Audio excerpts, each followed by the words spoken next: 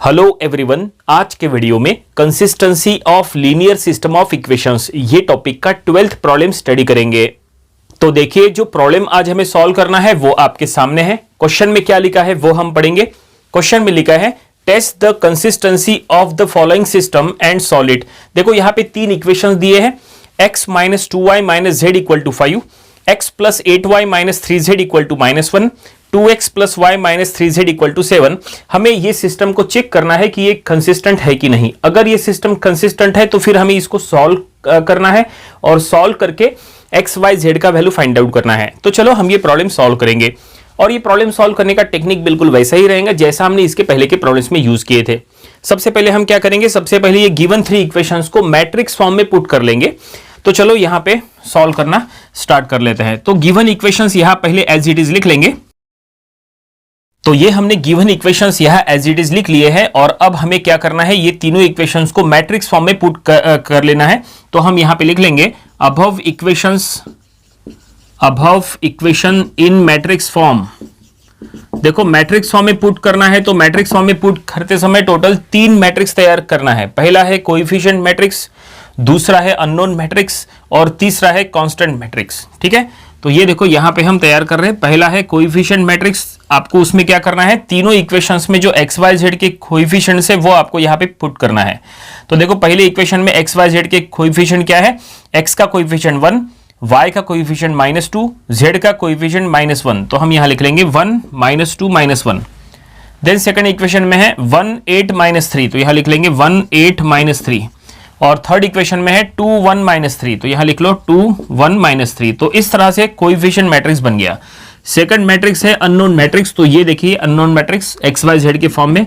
और थर्ड है यहां पे कांस्टेंट मैट्रिक्स, तो कांस्टेंट मैट्रिक्स में 5 -1 7 जो कि इक्वल टू के राइट साइड में जो टर्म्स है उसका हमने यूज किया है। तो यहां पे हमने 3 मैट्रिक्स जो तैयार किए हैं उसमें से ये जो पहला मैट्रिक्स है, पहले मैट्रिक्स को कहो as a A matrix, last वाला जो मैट्रिक्स है इसको कहो एज अ बी मैट्रिक्स, और बीच वाला जो है उसको कहो एज अ एक्स मैट्रिक्स। ठीक है, ए मैट्रिक्स, एक्स मैट्रिक्स और ये बी मैट्रिक्स। इसका मतलब ये इक्वेशन ऐसा होगा A X is equal to B. ठीक है, देखो A X is equal to B, तो हम यहां पे लिख लेंगे therefore ax is equal to B. इसको हम इक्वेशन नंबर 1 दे देंगे, ये काफी इंपॉर्टेंट रहेगा। इसके आगे जो है हमें यही इक्वेशन का यूज करना है। ठीक है, सिस्टम अगर कंसिस्टेंट होता है तो फिर हमें ये इक्वेशन का यूज करके एक्स वाई जेड का वैल्यू फाइंड आउट करना है।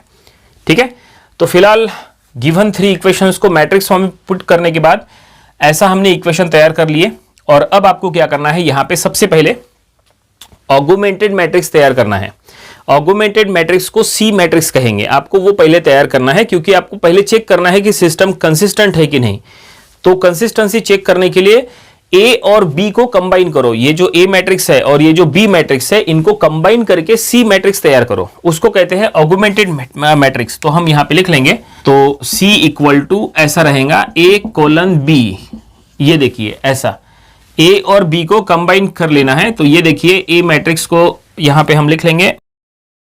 देन इसके बाद आपको लिखना है बी मैट्रिक्स के एलिमेंट्स, और यहां पे ऐसे पार्टीशन कर लेंगे। बी मैट्रिक्स के एलिमेंट्स है 5 -1 7। तो ये देखिए हमने ऑगुमेंटेड मैट्रिक्स तैयार कर लिए, सी मैट्रिक्स। और अब कंसिस्टेंसी चेक करने के लिए आपको क्या करना है वो समझ लो। कंसिस्टेंसी चेक करने के लिए अब आपको ये सी मैट्रिक्स को पहले अपर ट्रायंगुलर मैट्रिक्स में कन्वर्ट करना पड़ेगा। जब तक आप इसको अपर ट्रायंगुलर मैट्रिक्स में कन्वर्ट नहीं करोगे तब तक आप इसका रैंक पता कर नहीं सकते।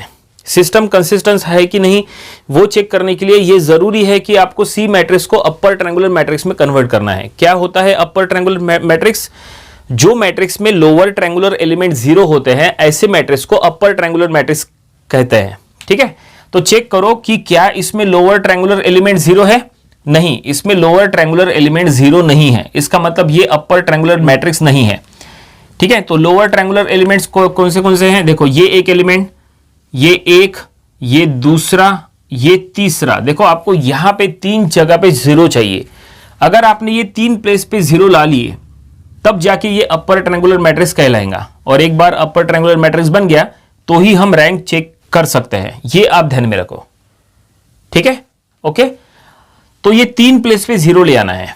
तो ये तीन प्लेस पे जीरो ले आने के लिए अब हम क्या करेंगे, रो ट्रांसफॉर्मेशन मेथड का यूज करेंगे। तो ये है फर्स्ट रो, देखो ये है फर्स्ट रो R1, ये है सेकंड रो R2, ये है थर्ड रो R3। हम क्या करेंगे, देखो सेकंड रो में यहां पे जीरो ले आएंगे और थर्ड रो में पहले यहां पे जीरो ले आएंगे। तो क्या करो, सेकंड रो और थर्ड रो का कैलकुलेशन फर्स्ट रो के साथ करो। तो हम यहां पे ऐसा लिखेंगे, सेकंड रो के लिए इक्वेशन तैयार कर रहे हैं, second row minus first row करो, क्योंकि यहां पे 1 है, यहां भी 1 है, तो अगर आप 1 माइनस 1 करेंगे तो यहां 0 आ जाएगा, इसलिए R2 माइनस R1। उसके बाद R3 के लिए इक्वेशन लिखो थर्ड रो के लिए। तो थर्ड रो के लिए जब आप इक्वेशन लिख रहे हो तो थर्ड रो में अगर आपको यहां पे 0 चाहिए तो इसका कैलकुलेशन अगर आपको फर्स्ट रो के साथ करना है तो क्या करो, फर्स्ट रो को 2 से मल्टीप्लाई करो। यहां पे एक बार 2 आ गया तो 2 माइनस 2 करना 0 हो जाएगा। इसका मतलब ये ऐसा R3 माइनस 2 ऑफ R1 ऐसा, ठीक है, समझ गए। तो चलो अब यहां पे देखो हम नया फॉर्म यहां पे तैयार करेंगे मैट्रिक्स का। देखते हैं यहां पे क्या एलिमेंट्स आते हैं। तो आपने सेकंड रो और थर्ड रो के लिए इक्वेशन यहां पे तैयार किया है, फर्स्ट रो के लिए किया है क्या, नहीं। तो फर्स्ट रो जो है वो एज इट इज रहेगा। तो फर्स्ट रो के एलिमेंट्स 1 माइनस 2 माइनस 1, ये देखिए ये फर्स्ट रो के एलिमेंट्स एज इट इज है। सेकंड रो के एलिमेंट्स में अब यहां पे चेंजेस हो गए, क्या होगा, सेकंड रो के एलिमेंट्स फाइंड आउट करने के लिए आपको ये इक्वेशन का यूज करना है। R2 वाला ये जो इक्वेशन है हमें इसका यूज करना है। तो आपको सिर्फ क्या करना है, R2 माइनस R1 करना है, मतलब सेकंड रो के एलिमेंट्स माइनस फर्स्ट रो के एलिमेंट्स। तो देखो नए एलिमेंट्स क्या मिलते हैं। तो ये R2 का एलिमेंट, ये R1 का एलिमेंट, तो 1 माइनस 1 तो ये क्या आ गया 0। फिर ये R2 का एलिमेंट माइनस ये R1 का एलिमेंट्स, तो 8 माइनस ऑफ माइनस 2 तो ये हो जाएगा 10। फिर ये -3 माइनस ऑफ -1 तो ये हो जाएगा -2। और फिर ये -1 माइनस ऑफ 5 तो ये हो जाएगा -6। तो ये देखिए R2 के सभी एलिमेंट्स फाइंड आउट कर लिए। और अब आपको R3 के एलिमेंट्स निकालना है। R3 के एलिमेंट्स निकालने के लिए ये R3 का इक्वेशन का यूज करो। तो देखो हम या एक काम कर लेंगे, रफ कैलकुलेशन आपको यहाँ बताएंगे ताकि समझने में आसानी हो। तो चलो यहाँ पे फाइंड आउट करेंगे। तो आपको क्या करना है, R3 के एलिमेंट्स R3 की जगह यहाँ पुट करना है और उसके रिस्पेक्टिव R1 के एलिमेंट्स आपको यहाँ पुट करना है, ठीक है। तो ये 2 यहाँ पे आया और ये 1 यहाँ पे गया, तो क्या बनेगा, ऐसा देखो 2 माइनस 2 इंटू 1 ऐसा। तो ये 2 माइनस 2 तो क्या हो जाएगा 0, तो यहाँ लिख लो 0। समझ में आया। अब ये R3 का एलिमेंट 1 यहाँ रखो और इसका रिस्पेक्टिव ये जो R1 का एलिमेंट है -2 वो यहाँ रखो। तो ये ऐसा होगा, देखो 1 माइनस ऑफ 2 इंटू -2, देखो ऐसा। तो ये 1 + 4 हो जाएगा, तो ये आ गया 5, तो हम यहाँ लिख लेंगे 5, ठीक है। और अब R3 का ये एलिमेंट -3 यहाँ रखो और इसका रिस्पेक्टिव R1 का ये एलिमेंट -1 यहाँ रखो। तो ये ऐसा आ रहा है, देखो ये -3 माइनस 2 इंटू -1 ऐसा। तो ये -3 + 2 हो जाएगा, तो ये -1 आएगा, तो हम यहाँ लिख लेंगे -1, ठीक है। और उसके बाद ये 7 R3 की जगह रखो और ये 5 R1 की जगह रखो। तो ये ऐसा 7 - 2 इंटू 5, तो इनडायरेक्टली ये 7 - 10, तो 7 - 10 कितना, तो ये हो जाएगा -3। तो ये देखो 7 - 10 दैट इज -3। तो ये फाइनली हमने न्यू मैट्रिक्स तैयार कर लिए। चेक करो क्या ये अपर ट्रायंगुलर मैट्रिक्स है, नहीं, ये अभी भी अपर ट्रायंगुलर मैट्रिक्स नहीं है, क्योंकि हमने आपको कहा था कि ये 3 प्लेस पे 0 ले आना है। देखो ये 3 प्लेस पे 0 चाहिए, उसमें से 2 प्लेस पे 0 आ गया है, अभी भी एक प्लेस है कौन सी, तो ये जो 5 वाली है, ये 5 प्लेस यहाँ पे हमें 0 चाहिए। अगर यहाँ पे 0 आ जाएगा तब जाके ये अपर ट्रायंगुलर मैट्रिक्स कहलाएगा। तो यहाँ पे 0 ले आने के लिए हम एक और बार रो ट्रांसफॉर्मेशन मेथड का यूज करेंगे। तो R3 के लिए इक्वेशन बनाओ, क्योंकि आपको फर्स्ट रो से सेकंड रो में नहीं होना 0, आपको सिर्फ थर्ड रो में यहाँ पे 0 होना। अगर आपको थर्ड रो में यहाँ 0 होना तो क्या करो, इसके लिए इक्वेशन तैयार करो और इसका कैलकुलेशन क्या करो, सेकंड रो के साथ करो, फर्स्ट रो के साथ कैलकुलेशन मत करना। अगर आपने फर्स्ट रो के साथ कैलकुलेशन किए तो ये जो 0 आए थे वो हट जाएंगे, ठीक है। तो यहाँ पे 0 चाहिए तो इसका कैलकुलेशन सेकंड रो के साथ करो। तो सेकंड रो में देखो यहाँ पे 5 है फिलहाल, यहाँ सेकंड रो में 5 है क्या, नहीं है। तो हम क्या करेंगे, ये थर्ड रो को 2 से मल्टीप्लाई करेंगे, मतलब यहाँ पे 10 आ जाएगा, 5 × 2 10, यहाँ पे 10 आ गया तो फिर वो 10 - 10 करेंगे तब जाके 0 आएगा। तो हम ऐसा लिख लेंगे 2 × R3 माइनस ऑफ R2 ऐसा लिख लेंगे, ठीक है। 2 × R3, देखो R3 की जगह ये 5 रखो, ये जो 5 है यहाँ पुट करो, तो 2 × 5 कितना हो जाएगा 10। तो ये 10 माइनस R2 का ये एलिमेंट 10 यहाँ रखो, तो फिर यहाँ पे 0 आ जाएगा इसके थ्रू। समझ में आया। तो चलो यहाँ पे न्यू मैट्रिक्स तैयार करेंगे। तो यहाँ पे C मैट्रिक्स बनेगा नया वाला। तो फर्स्ट रो और सेकंड रो के एलिमेंट्स एज इट इज रखो, उसमें कोई चेंजेस नहीं है। देखो फर्स्ट रो के एलिमेंट्स एज इट इज 1 -2 -1 5, ये फर्स्ट रो के एलिमेंट। सेकंड रो के एलिमेंट 0 10 0 10 -2 -6, ये सेकंड रो के एलिमेंट। और अब देखो थर्ड रो के एलिमेंट क्या आते हैं। तो थर्ड रो के एलिमेंट फाइंड आउट करना है बाय यूजिंग दिस इक्वेशन, ये इक्वेशन से निकालना है। तो क्या करो, R3 के एलिमेंट्स यहां रखो और R2 के एलिमेंट्स यहां रखो। तो देखो ये 0 यहां आया, ये 0 यहां गया, तो 0 - 0 ये 0 आएगा। ठीक है, चलो रफ कैलकुलेशन बताते हैं। ये 5 यहां रखो और इसका रिस्पेक्टिव 10 यहां रखो, तो ये ऐसा होगा। देखो 2 × 5 -10, तो ये इनडायरेक्टली 10 - 10, तो ये क्या आ जाएगा, ये भी 0 हो जाएगा। उसके बाद ये -1 यहां रखो, इसका रिस्पेक्टिव -2 यहां रखो, मतलब ये ऐसा होगा 2 - 1 -2, देखो ऐसा। तो ये क्या होगा, ये -2 + 2, तो ये भी 0 हो जाएगा। चलो ये भी 0 हो गया। ओके, आगे बढ़ो। ये -3 यहाँ रखो, इसका रिस्पेक्टिव -6 यहाँ रखो, मतलब ये 2 of -3 -6, तो ये -6 + 6, तो ये भी 0 हो जाएगा। तो चलो ये भी 0 हो गया। अब चेक करो क्या ये अपर ट्रायंगुलर मैट्रिक्स है। बिल्कुल ये अपर ट्रायंगुलर मैट्रिक्स है, क्योंकि इसमें लोअर ट्रायंगुलर एलिमेंट 0 हो चुके हैं। तो कौन से हैं लोअर ट्रायंगुलर एलिमेंट्स, तो ये देखिए ये है लोअर ट्रायंगुलर एलिमेंट्स, ये 0 हो चुके हैं। इसके साथ साथ ये भी 0 हो चुके हैं, होने दो, उससे कोई फर्क नहीं पड़ता, वो 0 हो ना हो उससे कोई फर्क नहीं पड़ेगा। लेकिन मेन इंपॉर्टेंट ये था कि ये 3 प्लेस पे 0 आना चाहिए था, तो ये 3 प्लेस पे 0 आ चुका है। इसका मतलब लोअर ट्रायंगुलर एलिमेंट 0 हो चुके हैं। इसका मतलब it is upper triangular matrix, ये अपर ट्रायंगुलर मैट्रिक्स है, ये कंफर्म होता है। तो अगर ये अपर ट्रायंगुलर मैट्रिक्स है, तो अब हम इसका रैंक चेक करेंगे, क्योंकि रैंक चेक करेंगे तो ही हम कंसिस्टेंसी चेक कर सकते हैं। कंसिस्टेंसी चेक करने के लिए आपको पहले रैंक चेक करना होता है। ठीक है, तो चलो हम यहां पे रैंक चेक करेंगे। लेकिन किसका रैंक चेक करेंगे, तो आपको ए मैट्रिक्स और सी मैट्रिक्स का रैंक चेक करना है। तो यहां पे देखो ये जो सी मैट्रिक्स है, it is a combination of A matrix and B matrix. C matrix जो हमने बनाए थे वो ए और बी को कंबाइन करके बनाए थे। ये देखो ये जो सी मैट्रिक्स हमने यहां तैयार किए थे, इसमें ए मैट्रिक्स और बी मैट्रिक्स को कंबाइन किए थे। ये था ए मैट्रिक्स और ये था बी मैट्रिक्स। फिर इसके बाद अपडेट होके कुछ ऐसा बना। यहां पे भी आप देख सकते हैं, ये है ए मैट्रिक्स और ये है बी मैट्रिक्स। यहां पे ये जो नया अपडेट हुआ, ये है ए मैट्रिक्स, ये है बी मैट्रिक्स। ठीक है, कौन सा, तो ये जो है ये है ए मैट्रिक्स और ये जो है ये है बी मैट्रिक्स। तो आपको क्या करना है, सिस्टम कंसिस्टेंट है कि नहीं ये चेक करने के लिए ए मैट्रिक्स और सी मैट्रिक्स का रैंक चेक करना है। ये जो ए मैट्रिक्स है यहां से बाहर निकालो। ठीक है, बी मैट्रिक्स को भी बाहर निकालो, उसका भी यूज यहां पे होगा। तो हम यहां पे लिखेंगे ए मैट्रिक्स जो यहां से हमें मिल रहा है 1 - 2 - 1 0 10 - 2 0 0 0, ये मिला ए मैट्रिक्स। अब देखो बी मैट्रिक्स यहां से मिलेगा। बी मैट्रिक्स का भी काम है हमें आगे चल के 5 - 6 0, देखो बी मैट्रिक्स भी हमने निकाल लिए। ठीक है, तो अभी यहां पे आप देख सकते हैं 3 मैट्रिक्स देख सकते हैं, ए मैट्रिक्स, बी मैट्रिक्स, ये सी मैट्रिक्स। 3 मैट्रिक्स है, A matrix, B matrix, C matrix. तो क्या करो, उसमें ए मैट्रिक्स और सी मैट्रिक्स का रैंक चेक करो। ए और सी मैट्रिक्स का रैंक अगर सेम होता है तो फिर हम कहेंगे गिवन सिस्टम इज कंसिस्टेंट। अगर ए और सी का रैंक सेम नहीं है तो फिर हम कहेंगे गिवन सिस्टम इज इनकंसिस्टेंट। अगर सिस्टम कंसिस्टेंट होगा तो ही फिर हमें उसको सॉल्व करना है। क्वेश्चन में लिखा है सॉल्व इट। अगर सिस्टम कंसिस्टेंट होगा तो ही वो सॉल्व होगा, सॉल्व होके हमें एक्स वाई जेड निकालना है। तो चलो चेक कर लेंगे कि ए और सी का रैंक सेम है या नहीं। तो कोई भी मैट्रिक्स का रैंक पता करने के लिए आपको रैंक ऑफ अ मैट्रिक्स का डेफिनेशन क्या है वो पता होना चाहिए। तो रैंक ऑफ अ मैट्रिक्स का डेफिनेशन ये है कि number of non zero row in a matrix is called the rank of a matrix. क्या कहा, number of non zero row, particular कोई भी मैट्रिक्स में नॉन जीरो रो की जो संख्या होती है वही उसका रैंक होता है। चलो यहां पे एग्जांपल के थ्रू समझते हैं। यहां पे देखो ए मैट्रिक्स है, यहां पे सी मैट्रिक्स है। चलो ए मैट्रिक्स का रैंक पहले चेक कर लेंगे। पहले बताओ टोटल ए मैट्रिक्स में टोटल कितने रो है। तो ए मैट्रिक्स में टोटल 3 रो है। ठीक है, ये फर्स्ट रो, ये सेकंड रो, ये थर्ड रो। अब यहां पे ये चेक करो कि कौन से रो में सभी एलिमेंट 0 है। तो देखो थर्ड रो में सभी एलिमेंट 0 है। फर्स्ट रो में सभी एलिमेंट 0 है क्या, नहीं। सेकंड रो में सभी एलिमेंट 0 है क्या, नहीं। थर्ड रो में सभी एलिमेंट 0 है।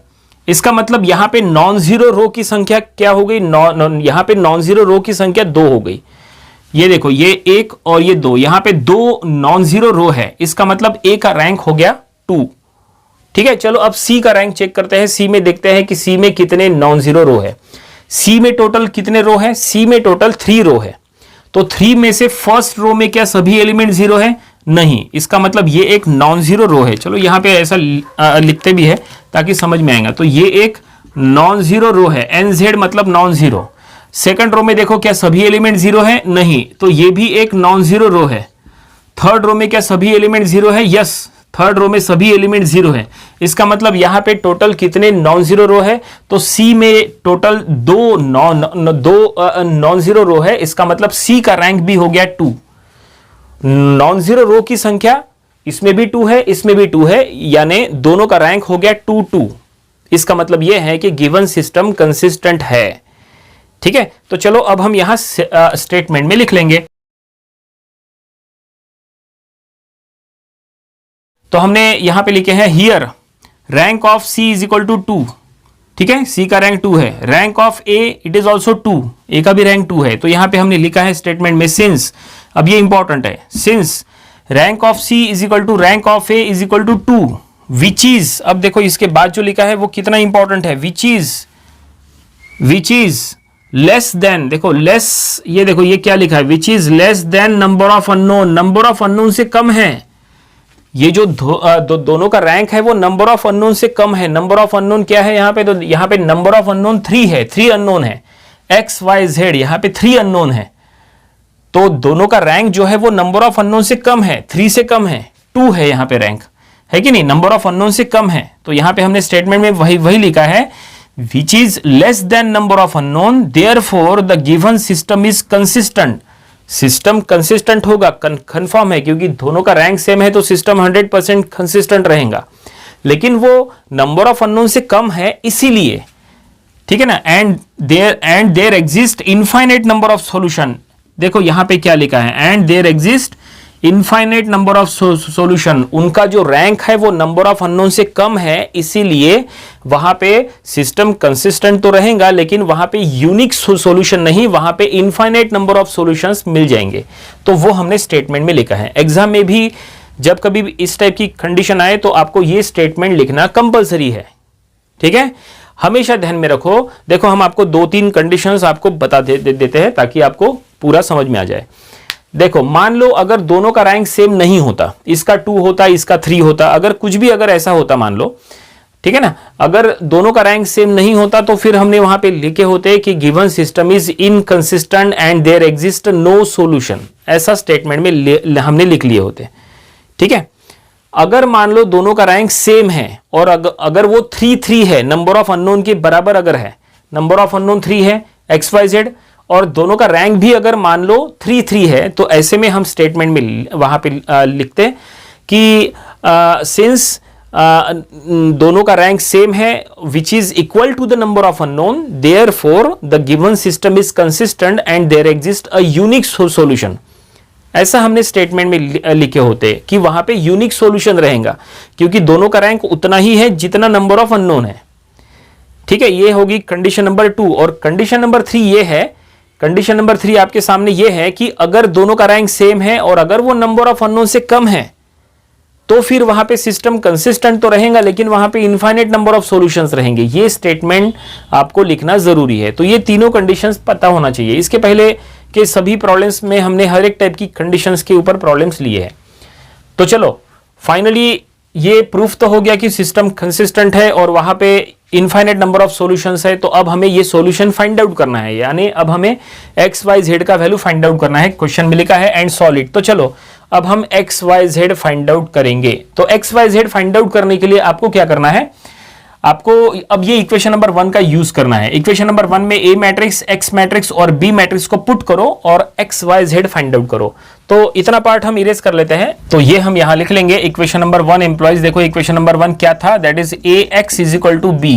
तो यहाँ पे A मैट्रिक्स, X मैट्रिक्स और B मैट्रिक्स पुट करो। तो A मैट्रिक्स कौन सा वाला, ये जो नया वाला A मैट्रिक्स है ना, वो पुट करना है, A और B। ठीक है, तो 1 -2 -1 0 10 -2 0 0 0, ये है नया वाला A मैट्रिक्स। देन इसके बाद है X मैट्रिक्स जो कि स्टार्टिंग में था XYZ, वो वही रहेगा। और B मैट्रिक्स जो नया वाला आया है हमने कहा था ना उसका यूज होगा, तो अब उसका यूज यहाँ पे 5 - 6 0, तो ये देखो हमने यहाँ पे पुट कर दिए। और अब इसको सॉल्व करना है, एक्स वाई जेड मिल जाएगा। तो यहाँ पे मैट्रिक्स मल्टीप्लिकेशन कर लो, तो यहाँ पे देखो इक्वेशन क्या रहेंगी, रो इंटू कॉलम करो। सो रो इंटू कॉलम करेंगे 1 × x यानी x minus of twice y minus of z equal to 5। ये पहला इक्वेशन बना, इसको हम इक्वेशन नंबर 2 कहेंगे, ठीक है। देन यहाँ पे सेकंड रो इंटू कॉलम करो, 0 × x 10 × y, तो हम यहाँ लिख लेंगे 10y -2 × z, तो -2z इक्वल टू -6। ये इक्वेशन को हम इक्वेशन नंबर 3 कहेंगे, तो ठीक है। और बस इसके बाद थर्ड इक्वेशन नहीं बनेंगे, क्योंकि 0x 0y 0z ऐसी इक्वेशन मतलब 0 0 0 रहेगा, तो कुछ नहीं मिलेगा वहां से। तो फिलहाल देखो हमने मैट्रिक्स मल्टीप्लिकेशन करने के बाद ऐसी दो इक्वेशन यहाँ पे बनी है। और अब देखो यहाँ पे एक्स वाई जेड कैसे मिलता है, जो कि यहाँ पे हमने लिखा है कि there exist infinite number of solution. ऐसे में यहाँ पे देखो कंसीडर क्या करना है, तो let z equal to k, ये हम कंसीडर कर लेंगे। z एज अ k ऐसा हम यहाँ पे ले लेंगे, एक स्केलर कांस्टेंट है। Let z is equal to k, तो अब आपको क्या करना है, ये z का वैल्यू इक्वेशन नंबर 3 में पुट करना है, तो y मिल जाएगा in the form of k। तो देखो इक्वेशन नंबर 3 में पुट कर रहे हैं, तो ये 10y - 2k इक्वल टू -6, ठीक है। तो यहाँ पे अब y की वैल्यू फाइंड आउट करो in the form of k, तो ये हम ऐसा लिखेंगे 10y इक्वल टू ये हो जाएगा -6 + 2k। ये देखो -6 + 2k, क्योंकि -2k उधर गया +2k। अब चलो यहाँ से y फाइंड आउट करेंगे, तो ये हम इसको ऐसा लिखेंगे, ये 10 से उधर डिवाइड करा दो, y इक्वल टू ये एक्सचेंज करो, ये प्लेस ये 2k वाला टर्म पहले लिखो, -6 उधर लिखो, तो 2k - 6 डिवाइडेड बाय 10 ऐसा हो जाएगा। न्यूमरेटर में से कॉमन ले लो 2, सो ये हम कॉमन ले लेंगे 2, तो ये बचेगा k - 3 डिवाइडेड बाय 10, ठीक है। सो 2 5 = 10 हो जाएगा, so y equal to k - 3 divided by ये 5। तो ये फाइनली हमने क्या फाइंड आउट कर लिए, y फाइंड आउट कर लिए, ठीक है, in the form of k, ठीक है। इनफाइनाइट नंबर ऑफ सॉल्यूशंस है, तो in the form of k आएगा वो। और अब बचा है x, तो x निकालने के लिए क्या करो, z और y का वैल्यू इक्वेशन नंबर 2 में पुट करो। तो देखो इक्वेशन नंबर 2 में पुट करेंगे तो क्या होगा, तो पहला है x as it is minus twice y, तो हम लिख लेंगे ट्वाइस y यानी ये k - 3/5, ठीक है, k - 3/5। देन -z यानी माइनस ऑफ k हो जाएगा, equal to right hand side में है 5 है, सॉरी यहाँ पे 5 है, तो हम यहाँ लिख लेंगे 5, ठीक है। और अब बस इसको सॉल्व करो, x आएगा in the form of k, ये 2 से यहाँ पे मल्टीप्लाई कर लो। चलो एक काम करते हैं, पूरे इक्वेशन को 5 से मल्टीप्लाई कर लेते हैं, ठीक है, ताकि उससे क्या होगा, ये वाला 5 हट जाएगा यहाँ से, ठीक है। पूरे इक्वेशन को 5 से मल्टीप्लाई करो, तो ये ऐसा हो जाएगा 5x minus of 2 k - 3 minus of 5k equal to ये 25 हो जाएगा। देखिए इस तरह से पूरे इक्वेशन को 5 से मल्टीप्लाई किए, ठीक है। अब क्या करो, 5x x वाला टर्म यहाँ रहने दो, बाकी सभी टर्म्स उधर शिफ्ट करो, लेकिन पहले इसको मल्टीप्लाई कर लेते हैं। -2k plus of 6 minus of 5k equal to 25, ठीक है।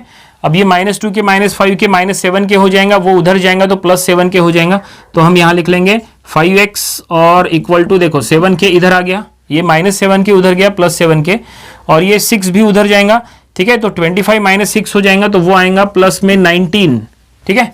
और यहाँ पे 5 से डिवाइड करा दो तो x मिल जाएगा 7k plus of 19 divided by 5, ठीक है। 5 से हमने इधर डिवाइड करा दिए, और ये देखिए यहाँ तक हम लोग आ गए। ये और कुछ भी सॉल्व नहीं हो सकता, इसको आपको यहीं पे स्टॉप करना पड़ेगा। तो फाइनली आपको एक्स वाई जेड मिल चुका है, ठीक है। क्वेश्चन में कहा था गिवन सिस्टम कंसिस्टेंट है अगर, तो सॉल्व करो, तो हमने सॉल्व कर लिए, और यहाँ पे हमने एक्स वाई जेड का वैल्यू फाइंड आउट कर लिए, ये एक्स का वैल्यू, ये वाई का वैल्यू और ये जेड का वैल्यू, और फाइनली प्रॉब्लम यहीं पे कंप्लीट हो गया। उम्मीद करते हैं कि ये प्रॉब्लम आपको समझ में आया होगा। ये प्रॉब्लम आपको अपनी प्रैक्टिस बुक में जरूर सॉल्व करके देख लेना चाहिए, ये इंपॉर्टेंट प्रॉब्लम है, इसके पहले ये एग्जाम में भी आ चुका है। तो ये था consistency of linear system of equations, ये टॉपिक का प्रॉब्लम नंबर 12।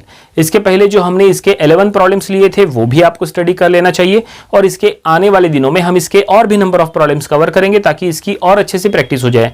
तो मिलते हैं नेक्स्ट वीडियो में, थैंक यू वेरी मच।